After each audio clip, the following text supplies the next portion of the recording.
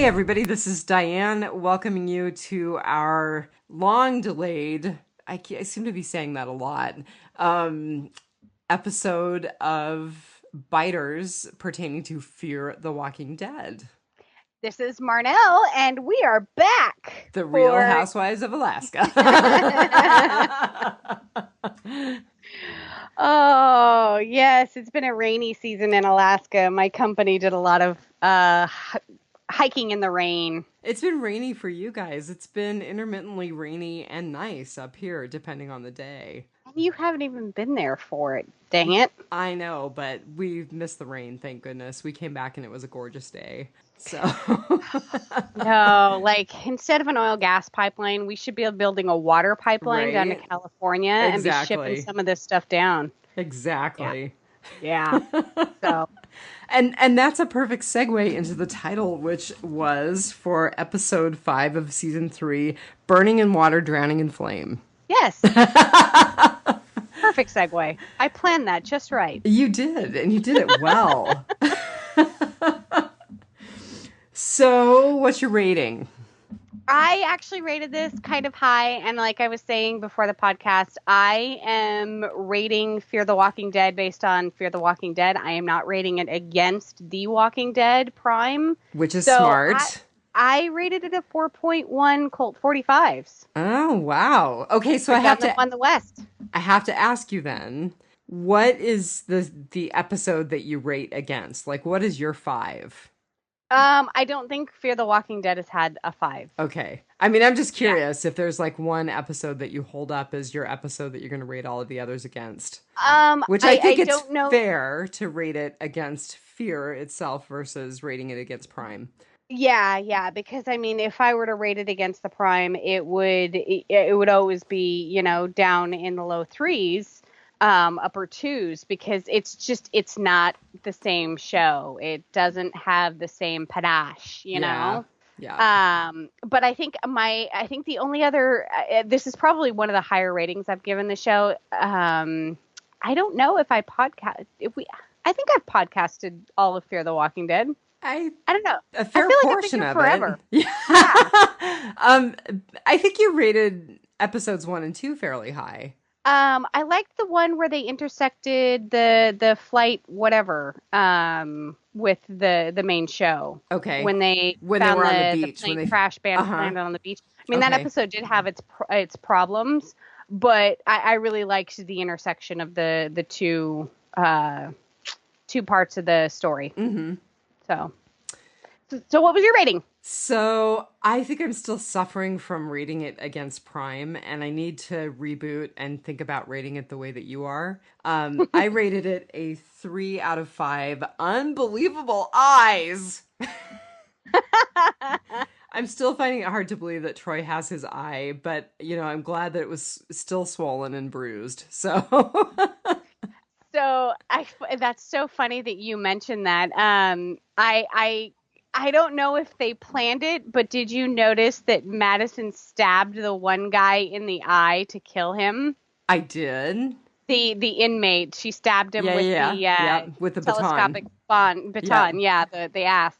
And I thought that, look, for one, an asp is just a really cool weapon. Um, but I thought it was so funny that she killed him by stabbing him in the eye. That had to be very cathartic for her. I did not think about that, but that was a good catch. Well, because like not to get too far ahead of ourselves, but like she's like kind of sucking up to Troy all of a sudden. I Like still she's have all, not figured out that dynamic. "Oh, it's your call. I'll follow your lead," you know. Yeah. So we'll get into that in Rotting Potpourri.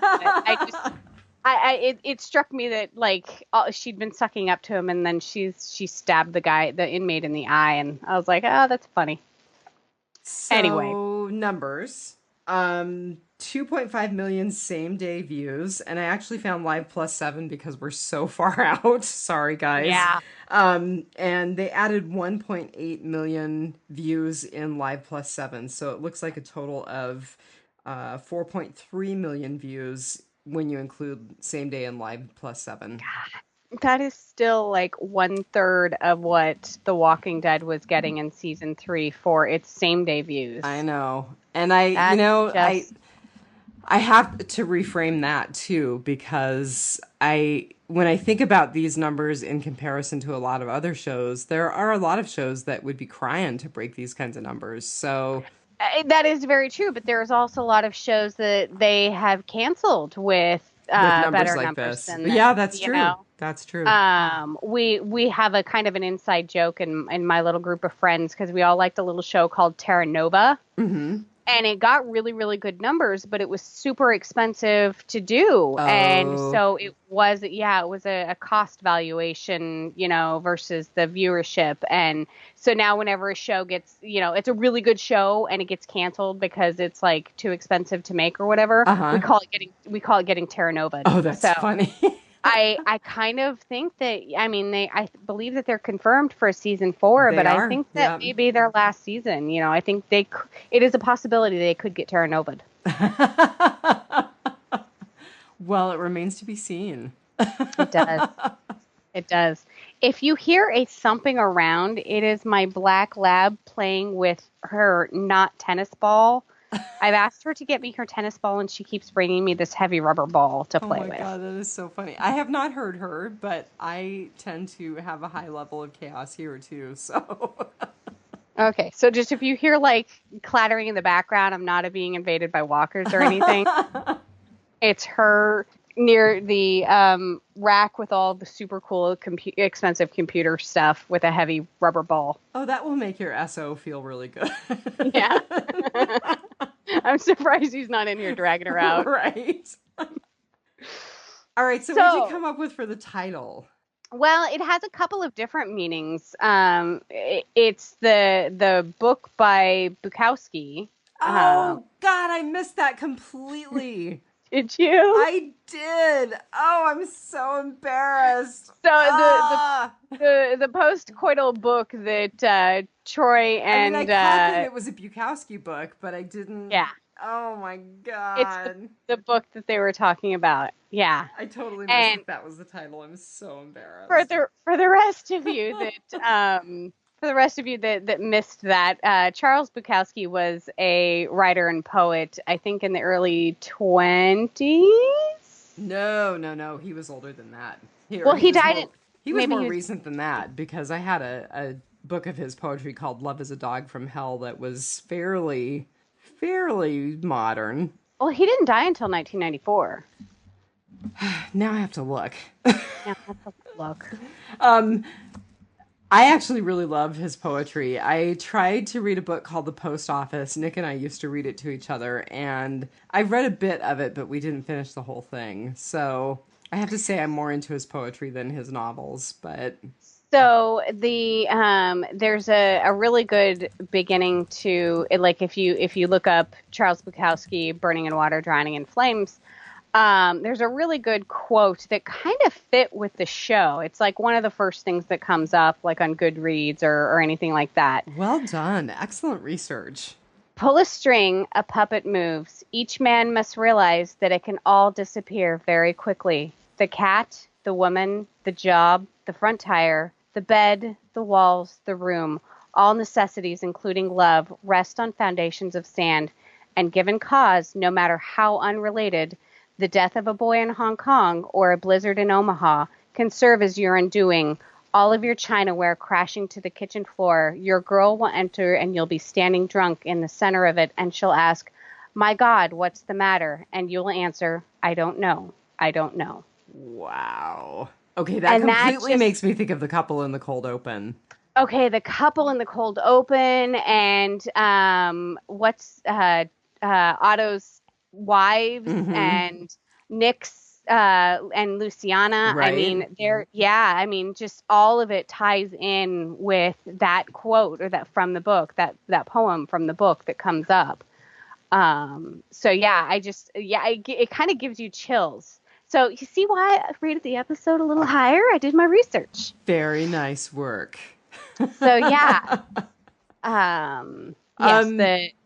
Oh, go ahead. I would definitely recommend anyone picking up Burning in Water, Drowning in Flame by Charles Bukowski. This is a very good, like, kind of advertisement for, So I'm a little. looking to see when that was published. Oh, it was, so it's a book of poetry and it was published in 1974. Okay. He must And have been born in the 20s. yeah, That's, so born in the yeah. 20s, died in 94. Okay. Let's see, the books that I mentioned, Love is a Dog from Hell, published in 1977. Post Office was published in 1971. So, and it looks like there was actually a novel published in 94, the year that he died, and there were poetry collections published after his death. So, but it Yeah. looks like most of his golden years were 60s and 70s. Yeah. Which is a golden year for a lot of very deep poets. Right. Yes, I agree. So yeah, I read that, and everything in the show just absolutely clicked into place for me, with everyone.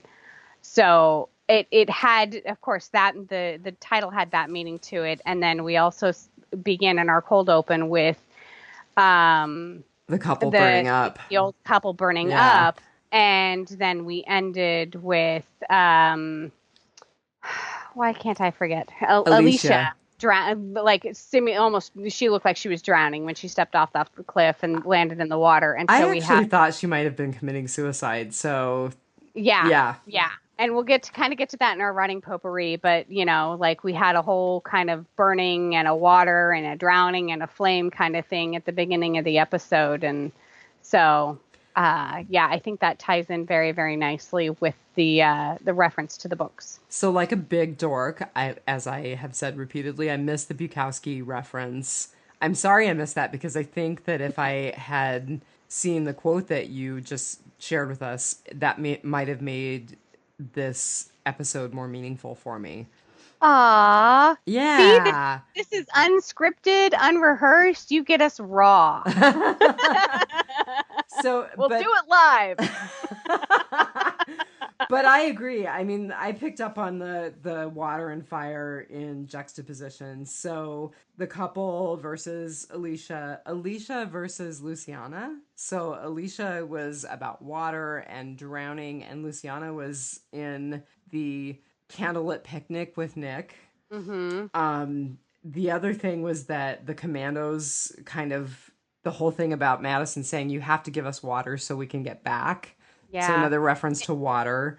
Nick scrubbing away at the walls that were covered in soot from the fire. Yeah, there was a ton of threads here. And the one that I thought that was really good was Strand and Salazar. So Strand was talking about brokering for water with Dante. Mm-hmm. And kind of in the same breath, Salazar was talking about surviving the fire. Yeah. So I thought that was interesting, fire and water, as far as they went. And of course, fire and water are polar opposites. Yeah. So I missed the reference, but I caught a few other things.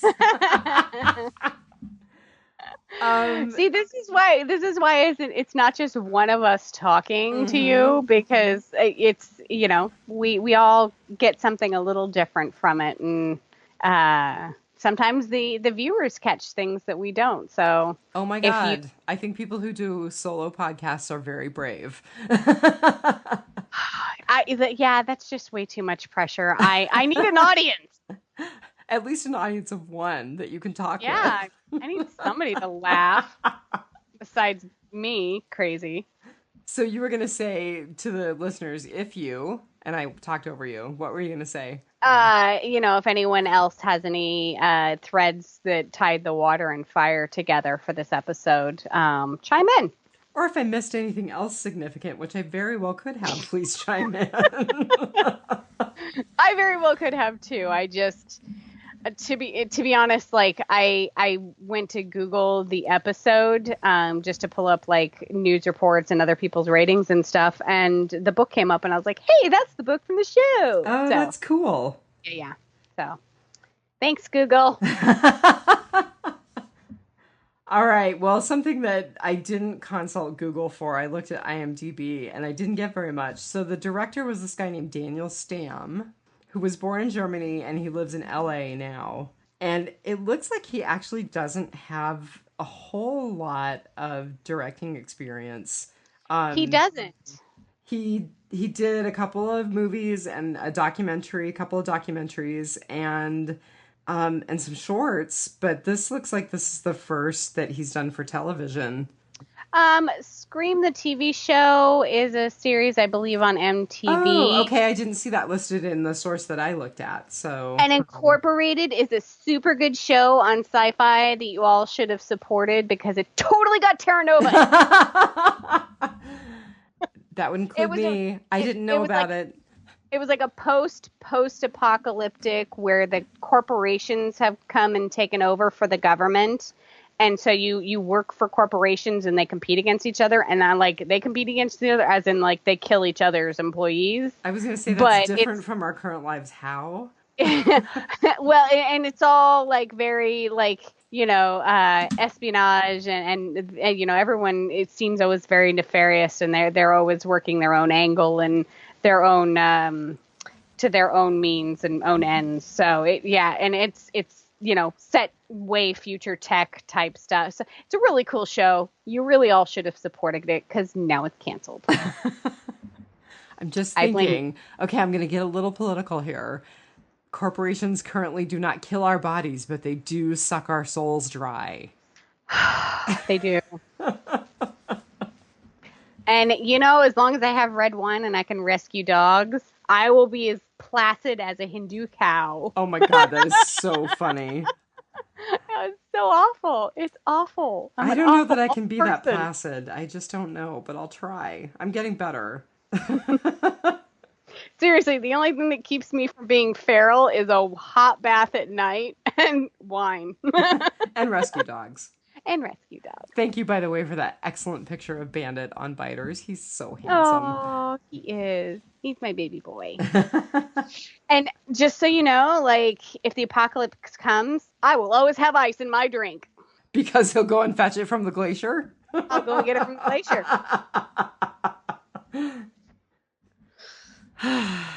All right, I'm going to push onward. So I didn't have a lot about the director. I had very little about Suzanne Heathcote as well, who was the writer. It looks like she's got 8 credits for Fear, so. And I looked at those, and here's what it was. She has been the executive editor on all 8 episodes for the first half of this season. She wrote this episode, but she's been the executive editor on all of them. She also wrote 2 shorts and has acted in 1 episode of a television series in 2005 and in 1 short film, not one of her own.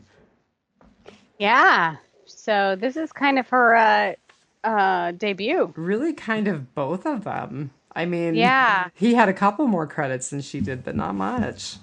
Yeah, I mean, he's been directing since 2004, so looks like writing since 2000. So, I guess the millennium's been good to them. And the apocalypse. Well, and what's funny is one of his directorial credits is The Last Exorcism. And it looks like that actually got fairly big. I was looking at the numbers for it. Yeah, and 13 Sins. And I kind of, for Fear the Walking Dead, I do kind of have this theological feeling sometimes. We saw it with the group of people that Nick kind of wound up with, where they had kind of an intermix of the religion and like the new way the world was with the dead. And, right. It was. Well, and it opened with Nick finding his girlfriend overdosed and turned in that church. Yeah, it all has kind of a Santeria kind of, feel for it. Yeah, and it's very dark and gritty. And so his directorial credits for The Last Exorcism and 13 Sins, I think kind of have this, they kind of have the same, vein of a belief in a higher power and kind of that dark grittiness. There's evil lurking underneath. And so, I think both the writer and the director kind of do fit with this kind of genre of television. Have you watched those films?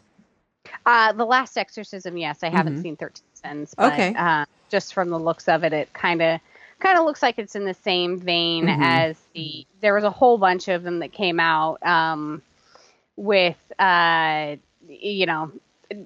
demons and dolls and little girls being possessed by demons and things like that. So Demons. It's generally not my kind of horror movie. And it's funny. I'll tell you, when I had one of my friends come up and visit, she was talking about a horror movie, and she says that her coworkers are awful, and they will stand around and talk about movies and shows that she hasn't seen, and they'll talk about the endings. So she knows the endings to these movies. She's like, there's one I've been kind of wanting to see, and it actually has Laura Cohen in it, who is Maggie. Right, Lauren Cohen. Yeah, so we were nursing a hangover one day, and we were like, let's watch a horror movie. And so we watched this horror movie with Laura Cohen called The Boy, and it was very much in the whole creepy, gritty, boy, the house is haunted by a boy in a doll, and it very much the same as I see the Exorcism movies and everything. So, yeah. I kind of like stuff like that every now and then. I am not the horror genre person that you are, but I really like The Conjuring. What was the? Every once in a while I'll watch something like that. I think I saw The Conjuring. It was about Ed and Lorraine Warren. It was about a case that they worked on. Huh. They're actual. Yeah, mediums, ghost hunters. Yeah. It was pretty good. Yeah, not to get too far sidetracked, but it's rumored that Quentin Tarantino is doing a movie based on the Manson family. And I so hope that's true, because that just crosses two genres that I absolutely love. I was going to say, now you're treading in my favorite murder territory. Right? I'm serious. They should sponsor our shows. We plug them a lot. They should. I think I'll email Karen. We need to cross-pollinate our fans. Okay, back to Fear. Back on track. So I decided to pick Daniel Sharman, who's the guy who plays Troy Otto, as our featured cast member. And speaking of people who don't have any TV credits, the only thing that I found aside from Fear the Walking Dead was that he apparently had quite a good theater career in and around London. But the little bit that I saw on IMDb, it looks like this is his only television and like film credit. What? Yeah. Crazy, huh? No. Okay. No. You got to go look then, because maybe my research wasn't that thorough. While you're looking, I will comment. Daniel Sharman, right? Yeah. Sharman. Yeah, so he is in me. an MTV series called Teen Wolf, obviously about. Oh my Teen God, Wolf. I'm so embarrassed. I think I knew that too. I'm failing at podcasting tonight. Failing. I'll pick up the slack. Okay, and he's good. also in a little show called The Originals, which is a CW show that is based off of another CW show. It's a spinoff of Vampire Diaries, which your husband loves. Oh, which I totally don't watch. I have a friend. I was like, yeah, I'm almost done with the Vampire Diaries, and she said something about the originals. I was like, oh, I haven't started. She's like, how have you watched one and not watched the other? They cross over, and I'm like, Okay, I'm yes, pathetic. he's actually he's got like 31 episodes of Teen Wolf, 12 episodes of the original. How did I not find him? I clicked on his link on Fear the Walking Dead. It just took me to his small personal page. That's really weird. Funny. Huh. Yeah. Looks like he's coming up in a couple of shorts and has 2 credits in a TV series for a show called Mercy Street. Not something I've watched. I've heard of it, but I haven't watched it. He does a lot of shorts. He is another Brit. That was one of the things that I found, and I was like, oh, good God, do they not hire any Americans to work on this show?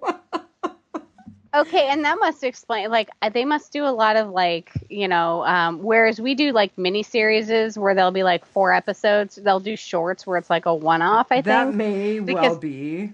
Seriously, have you guys ever watched a show that was made in like England or any of those, any overseas shows? Like our seasons in the US or anywhere, I mean, like Walking Dead and stuff are very short, having 12, 13 episodes. We are like 22 to like 52 episodes long, and a series in Europe is like a maximum of 6 episodes for the entire season. The only thing I would say that has been different in my experience, and I haven't watched tons of Brit TV, but um, what was that vampire werewolf ghost living together? Oh, Almost Human? Being Almost Human? human, being Yeah. human, being human. Yeah. That was longer. Those seasons were more like Walking Dead seasons. But Yeah. yeah, there's a British procedural that I've watched the first season, but I haven't watched the second yet, called The Fall, which has Gillian Anderson in it, and Huh? and it's fairly short as far as seasons go. Yeah, well, Doctor Who just it just ended, and they're wrapping their Christmas special. So, and that had I think only had 12 episodes a season instead of 13. Yeah, it just British television is very, very funky. The Black Mirror that they did. If anyone's watched Black Mirror on Netflix, you've probably seen the US version, which both versions are actually really well done. The US usually takes really cool European television and screws it up because Like Being Human. yeah, I mean, like they're very open about their television after 9 p.m. And so like ours is very watered down by comparison, I think.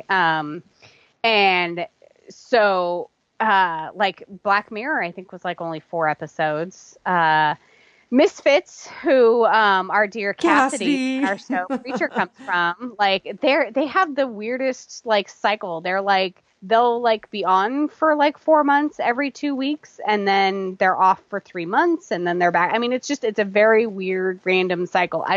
And like if you listen to the adverts during the credit roll and whatever you're watching, it's like, and don't forget the time change for this, episode next week. It'll be on at 4:12 p.m. It's like 4:12, like 4:12 p.m., like not like 4:10 or 4:15, 4:12. Oh, that is Like, really funny. It's very rare. I don't know how they get anything done. Well, thank God for DVRs. They apparently produce a bumper crop of Walking Dead actors and actresses. Yes, yes. The only other thing that I had, because of course, fail, he lives between LA and London, so he splits his time between the two cities. Well, Which, that's funny. you can do that when you have 3 series to your name. Yeah. Yeah. Oh, and it looks like he was in The Immortals. Which is about The gods when they battled the Titans. Oh, yeah. That was a movie, right? Yeah, he Yeah. was Ares. Okay. Yeah. I remember that now. I remember talking about that, actually. Yeah. Maybe yeah. we featured him before and I blew it and featured him again. Maybe. There's but none of us something- want to talk about Psycho Troy. Right. Jesus. He is psycho. Oh, he's my bad. Okay. Well, let's do your good first. All right. So, my good in this episode was a very, very morbid good. I really, of course, it would have to be morbid. It's me. The love story that began with a death. Oh my God. That was mine too. That was yours too? Yes. Soul sister. So it was so heartbreaking when Russell woke up to find Martha dead, and he wrapped his, and we all thought she was gonna like bite him, and that was gonna be it and everything, but and then she they flashed on the dentures. Yeah. And so they danced and everything, and he had this planned. Yeah, this was in his mind, and and then they went together. It's heartbreaking, but it's also so poignant, and I can't imagine a guy like that, and especially knowing their backstory later in the episode. Right. I just can't imagine him having killed his wife and then gone on, they were each other's lives. They were what each other was living for. And, they got to go out together. So you absolutely hit on all three elements that were key for me as well. The flash on the dentures and realizing that she couldn't bite him. Yeah. The obvious planning that went into his putting her down and killing himself at the same time. Yeah. I don't think he intended the fire, but. Right. I don't think so either. But I think that the suicide / mercy kill or mercy shot was planned. And then the backstory, which was so sad, but so beautiful. Yeah. Like I said, those little human moments that pull you into what the character is thinking and feeling, and that pulled me in, and I absolutely loved it. It was completely unnecessary for the show or the plot line or everything, but it was needed. It wasn't necessary, but it was needed. I think that's a good way to put it. And you even used the word that I used in my notes to describe it, which was poignant. Yeah. I mean, I don't know what other word, describes that, because it was very Romeo and Juliet, only they got to live their entire lives together. Yeah. Yeah. So, yeah. Well, that covers my good. So, you want me to go forward with my bad? Go forth and be bad. Gross, rapey Troy. Yes. So was he rapey or was he just creepy? Yes. Because I don't think he was going to rape her. I think he wanted to kill her. We're talking about Madison waking up with a knife at her throat, right? Yeah. I got the feeling that. Okay, I got the feeling that he wasn't sure about his intentions, but my mind immediately went to rape, just because he's so ooky attracted to her. And not that she's an unattractive person or anything like that, or like May December romance in the wrong direction, but Well, and I say wrong direction because us girls mature faster than you boys, so it's just weird when we date guys 10 years younger, because normally you don't have your act together. Well, and we age harder. I hate to say it, but women generally do not age as well as men do. Men get distinguished. They don't age. Right? We get saggy. Yeah. And cranky. Yes. So, the thing about the whole Troy Madison dynamic is that I still haven't figured it out. There's definitely a sexual element. There's definitely a mommy dearest element. I mean, the way that she tortured him in this episode with, "Your mother never loved you, Clarice." It was They are doing this weird dance. Yeah. That nobody else can hear the music to. I like that. But yeah, first she's well, it's your, I'm with you when they're gonna stop and get the overturned inmate bus and everything and kill everyone, and she's like, I'm with you on this, and that's just that, and then later on when the guy's like, lower your guns, and she looks at Troy and she's like, it's your call, I'm just like, okay, for some reason I'm not bothered by her not taking the lead or going rogue on any of this, but it bothers me that it's Troy that she's taking her cues from. Well, she's definitely trying to, I don't even know about get in his good graces, but to kind of fly under the radar almost. Do you think she's got a deeper plan, or is she just trying to fit in for the sake of staying at the compound? I think yes. I think it's a little bit of both. I think that the bulk of it is that there's a bigger plan brewing somewhere, but I also think that for some reason she feels like she needs to make staying at the compound work. Yeah.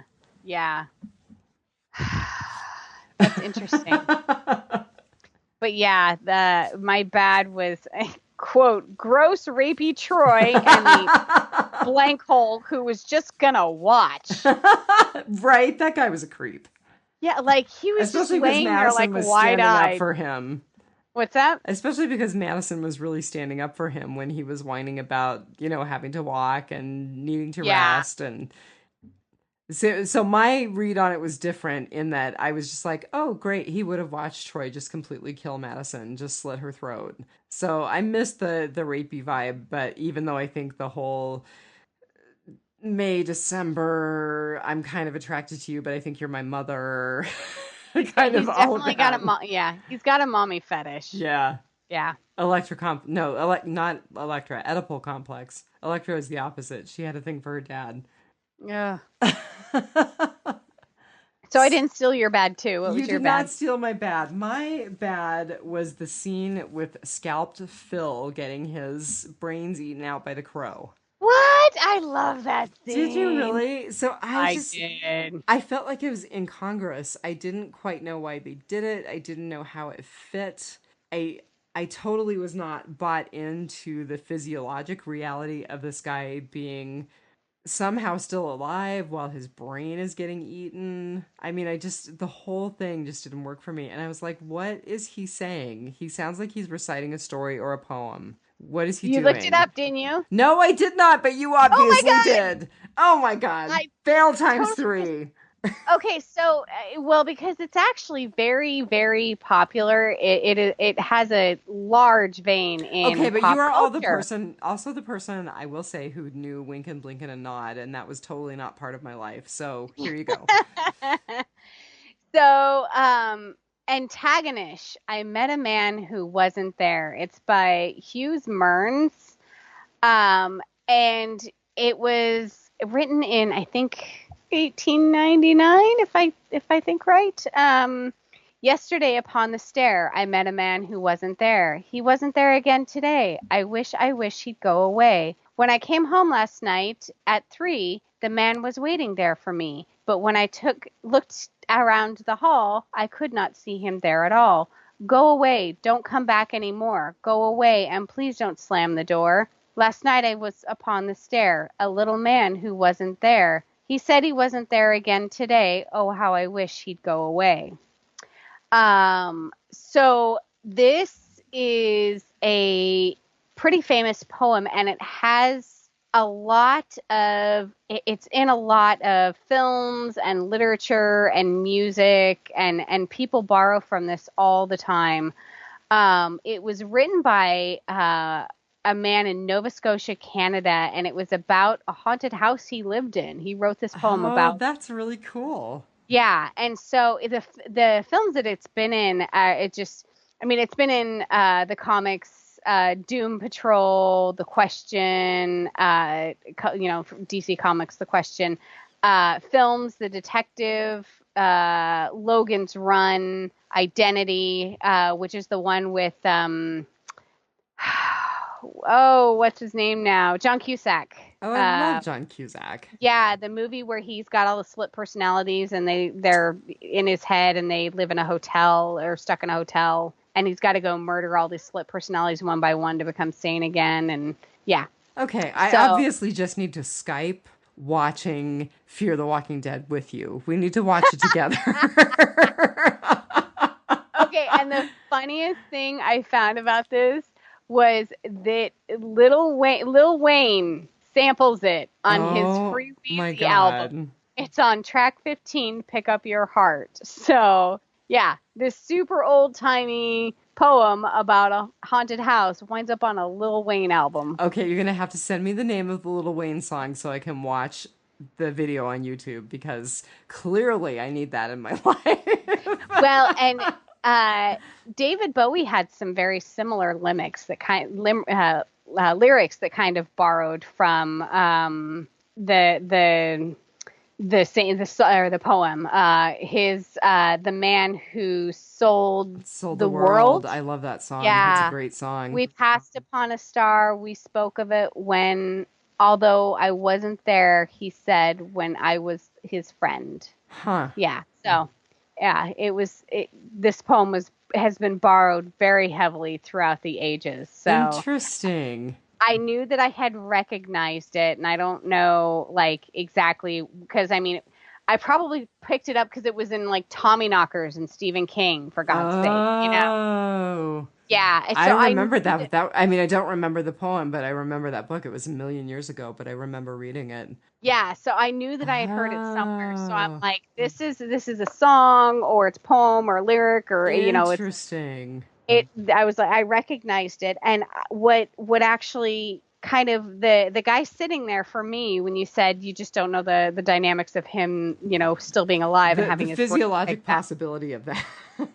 I always think of that guy who was having brain surgery done, and he was awake, and they were having him play guitar while they were doing the brain surgery because somehow it was helping them. And so it probably helped them map brain activity somehow. Yeah, and so I just wondered what portion of this brain that was exposed that this bird was picking at that made him repeat this particular poem thing over and over. Yeah, like why did he go back there? Interesting. So, yeah. Well, thank you for making my bad much more interesting than I did. See, and you didn't want to do the podcast. I'm like, no, you'll get on the podcast. You'll be fine. It's me. I'm here. You're carrying the weight of the world tonight, man. Wonder Woman here to save the day. I'll save the podcast. You save the world. Okay, I'm down with that. That's good. That's going in my bio, Rob. I'll save the podcast. You save the world. Speaking of which, you need to get a chapter to me. I know. Or at least the bare outlines of a chapter. People will understand at some point why I just said that, but we won't go into it now. So tell me about your ugly. Was it a good ugly or a bad ugly? I actually changed my ugly. I'm going to give you what I changed it to after the rewatch. When Otto and Nick were cleaning up the house, the burned house, and they were sitting around and they were talking about how Luciana wanted to leave the ranch, and Otto's like, you got to let her go, and right, you got to pick between your mom and your girl, kind of thing. Yeah, and Nick was like, but we're on the same side right now, right? I mean, no matter how bad the living might be, the dead are worse. So it's us against them. Right. And Otto says, be nice if that were true. When we're all in crisis, we regress to our own way. It's always been. And, they had talked about, well, why can't she stay? Is it because she's brown? And Otto's like, no, it's because she can't get over what happened. Can you get over it? And so it rang very, very true to me. And like you said, we don't like to get into politics, but you see it nowadays where people, when things regress, people become tribal and they fear and they dislike the other, whatever the other may be, whether the other is the dead or the other is, a competing group that isn't part of your little tribe, And Luciana is an outsider, and she's not interested in integrating herself. And so, I don't think that Otto really meant it in a racial way. I don't either. I agree with you that he did not. We've seen him have a few moments of those flashes of those before, but I think he's coming to understand that as long as somebody is like Nick, where he's willing to contribute to the community, he is not an other. He is one of us, And I think that Luciana and what's her name? The other daughter. Alicia. Ophelia. Oh, Ophelia. Okay. Because he had a run-in with Ophelia, and she didn't stay either. Did he? Way. Yeah, I'm gonna have to find the episode because way back, it was right at the end. He was the one not remembering that for some reason. Shooting at her at the border. I mean, I think was he really? Yeah. Oh man. Yeah. Okay. Well, when you find the episode, let me know because I will go back and look that up. Sons of Anarchy was still on, and Otto was still the sheriff on Sons of Anarchy, and I was like, oh my god, it's Sheriff so and so. Yeah. All right. So, but yeah, I just that whole topic of discussion about how we become tribal, in times of crisis, we pull back from things that are different from us and things that we're afraid of. And we find fault in people too quickly, and we find ways of segregating ourselves from other people too quickly, when in reality, we have more in common than not, that we're all just trying to survive, but, fear the living, fight the dead. Right. So that was my ugly. Well, my ugly was actually a good ugly. And for me, it was the role that Jake played in this episode. I really liked that he was. I'm not talking about the sex. I'm not entirely talking about the sex. It's in my rotting potpourri with Alicia. Okay. Well, Yeah. I mean, I like the fact that he was talking about we do need poetry, we do need art, we need something bigger than what we're experiencing right now to live for. I liked that Right. he took her to the lake, and I liked that at the end. I mean, at first I really did think she was killing herself, but then I realized she was just jumping to feel something other than despair. So they have been in survival mode for so long, and you get stuck in it and you forget to live. Mm-hmm. And what is the point of surviving if not to live? Mm-hmm. Exactly. Yeah. And so I picked up what you were putting down about them. Yeah. So I actually really did like that, and that was my good. It's a relative, or my ugly. It's a relatively small ugly, but I liked the vibe of the two of them throughout the episode, even though the post-coital intimacy was not intimate and was in fact awkward. I liked it. Yeah, I did too. I kind of like their current status in being a couple. Just they kind of seem to be running at the same speed. And part of my rotting potpourri, if we want to get into that, is that I'm like originally my ugly was Alicia's cynicism. Like I'm so over. So it must. I was going to say it cynicism. must have been a bad ugly.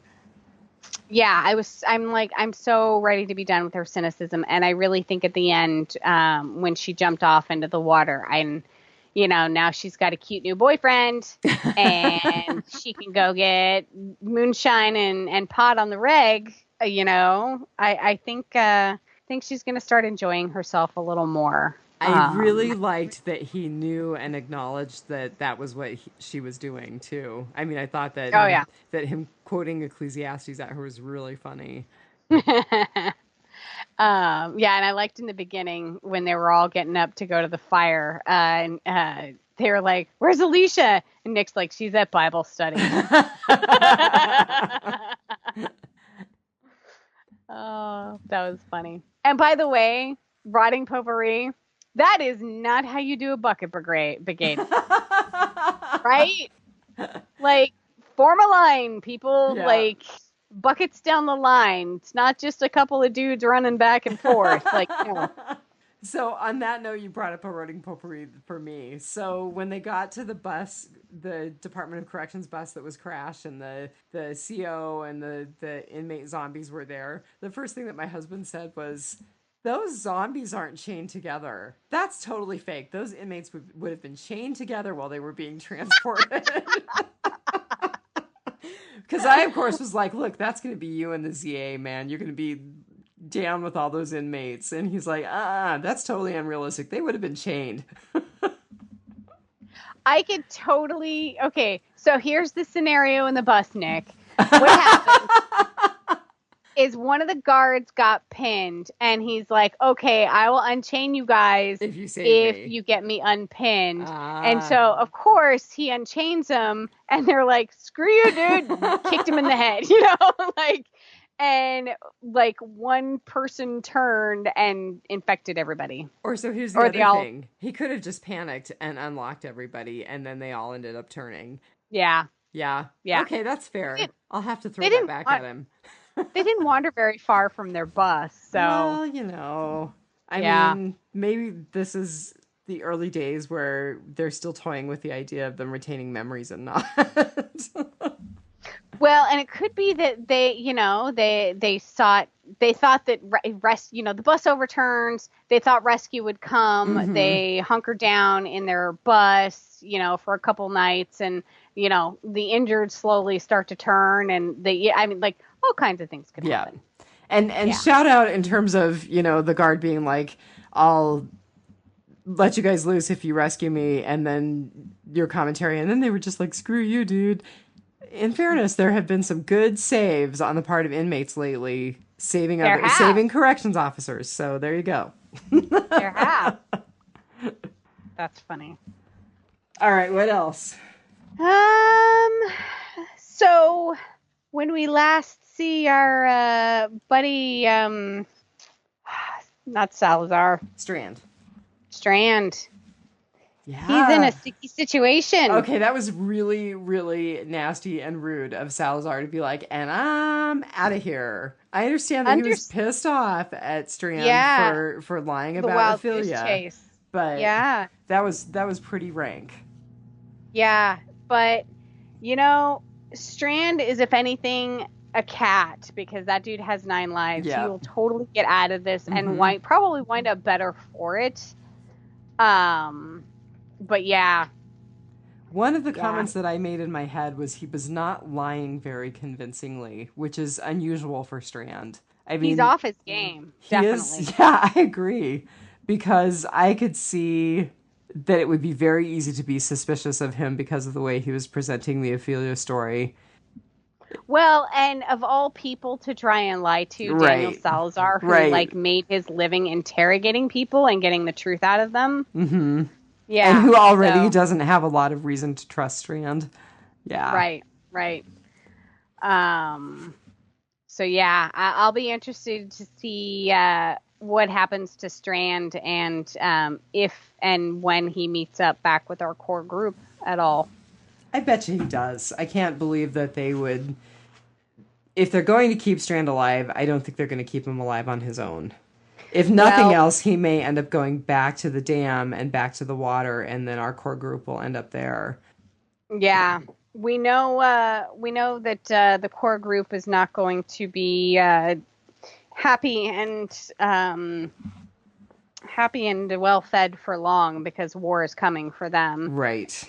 And interestingly, I thought it was so funny that the antagonists in the show now Is Walker? they named him Walker. Yeah. Which one of our listeners commented on that on the Facebook page. I can't remember offhand who did, but that was a good catch there. Yeah, I'm not sure what to make of that guy. I mean, it sounds like, speaking of race and racism, it sounds like he's kind of on the hunt because of his grievances as a Native American. I mean, that's really what it sounds like his deal is. Yeah, it kind of sounds like that was supposed to be native lands, and Hmm. it was probably bought, and the ranch went up, and he feels that it should be his land, their land. And even Jeremiah said that it belonged to, he said, the red man, um, Yeah, before anyone else had possession of it. So it makes you wonder exactly what kind of war has been there all along. And it also makes me think that Otto probably knew that Walker was behind shooting the helicopter. yeah. But he was an interesting So character. I mean, I think we'll definitely see more of him, and I agree. He's going to make our core group pretty miserable pretty quick. yeah, so his name is Kalitka Walker. Hmm. He's known as Taka. And on the Walking Dead wiki for Fear the Walking Dead, you can actually go and read a little bit of backstory for him because, of course, we don't have the comic books to base this on, but he does have a pre-apocalyptic little blurb. So, Interesting. yeah, I didn't read it. I saw his name and I saw that we're basically going to see more of him, but I didn't read the yeah, backstory, so that'll be interesting. yeah. Let's see. Where was Luciana going, by the way? I did read the summary on the wiki, and it looks like she's headed for the border. It looks like she's headed back to Mexico. So that also makes me wonder if Strand and or Salazar and Ophelia aren't going to run into Luciana. Oh, yeah.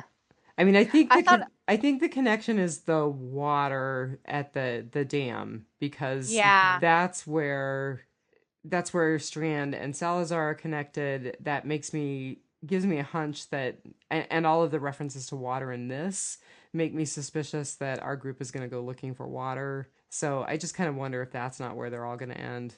water is life. Michael Valentine Smith.